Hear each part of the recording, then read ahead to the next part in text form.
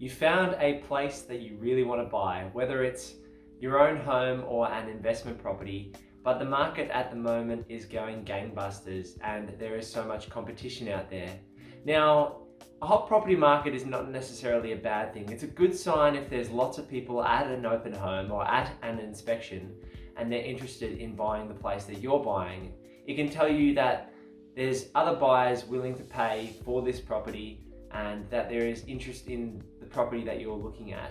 You'd be almost more worried if no one was showing up to the open home and you were the only person there, such as buying off the plan with house and land developments. Competition is not always a bad thing, but you need to learn how to negotiate through that process once you've found a property that you want to offer on, and that's what we're going to talk about in this video. My name's Luke and I talk about everything property, investing and finance. If you could leave a like on this video and subscribe to the channel, that would really help me out. Alright, let's jump into it. Let's start with the high level and finding the property that you're actually wanting to buy.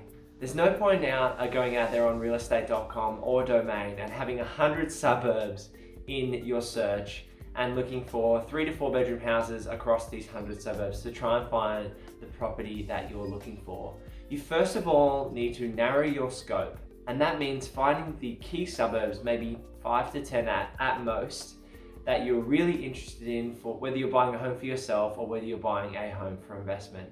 Narrowing the scope is really important as it allows you to focus and learn a market really well, understand what's recently sold in those areas, and get to know who the local agents are within those areas as well.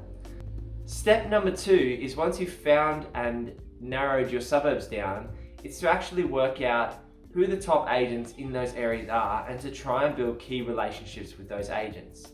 You can find that information at ratemyagent.com.au, I believe, and there's a couple of other websites out there that list agent review scores and how much the agent has sold within the area. So finding the top local agents and trying to build relationships with them will help you get on the front foot when they're getting listings and looking for potential buyers. Now, in a hot property market, these agents might not be willing to have an off-market deal with you on their books. They might want to put the house to auction or to a silent auction where they ask for the best offers by a point in time. Now, it's still good to build relationships with these agents in this situation, as you'll be first in and best dressed to make an offer when you find a property that is available and it suits your needs. So you've narrowed your scope and you've built relationships with local agents. The next thing is to negotiate. Now, let's talk about the nitty-gritty. In a low property market, you can kind of get away with making multiple offers and working your way up, but low balls are not going to fly in this market. Now, a low ball offer could be anywhere between 5 to 20% lower than the asking price. Now, typically you can find this online, but vendor discounts don't typically go above 5%. So a low ball offer would be 10% below market value. So a $500,000 home, if you were to lowball them, you might be offering $450,000 or less. Now, you don't want to go out there and lowball because you're gonna cheese the seller off. You're not gonna have a very happy agent that you've tried to build a relationship with. So you need to be mindful of the first offer that you're going to make in this hot property market. Now, what I suggest is that you go with a 2-offer strategy. Now, obviously you have to play it by ear on a property by property basis, but with a 2-offer strategy, you're going to come in with a really strong offer to begin with and average terms.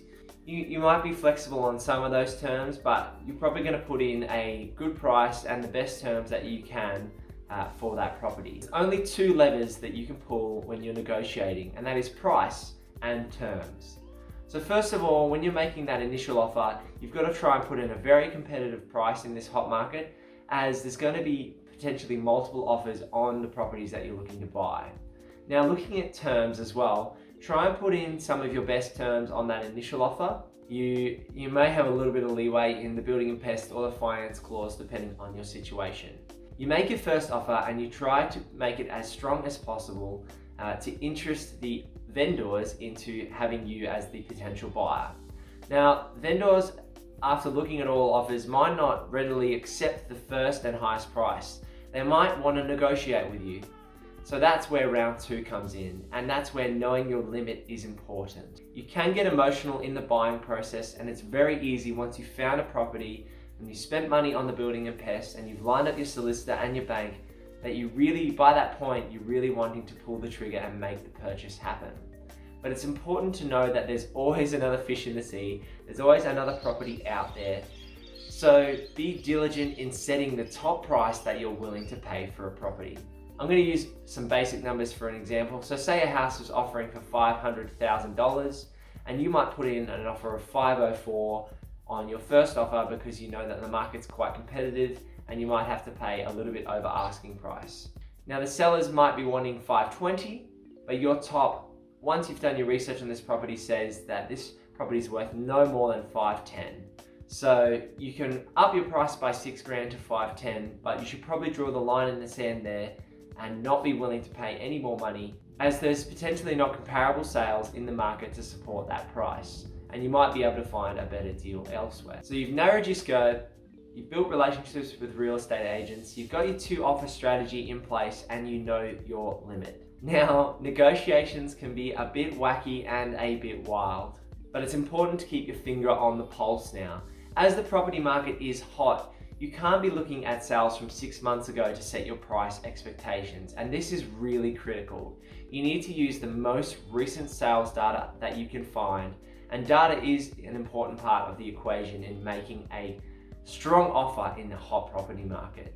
So you need to go to local auctions in areas that are happening. Even if you're not willing to register and bid at these properties, it's still important when you find properties that are of a comparable grade and a comparable bedroom size and land component, then it's important to have your finger on the pulse and know what they've sold for, and this will determine what you're willing to pay for similar properties in that area. Now, it's pretty important that you don't get demoralized through this process, because in a rising market, properties are going to sell fast and furious because everyone out there wants to buy a home, whether it's for themselves or for an investment. So don't get down in this situation and press on and find the property that suits you and meets your needs. If you're not willing to buy a property that has a corner block, for example, don't compromise if that's one of your key criteria. Stick to your key criteria, whether it's a certain size of land, a certain aspect that you want facing, or a view, or walk score.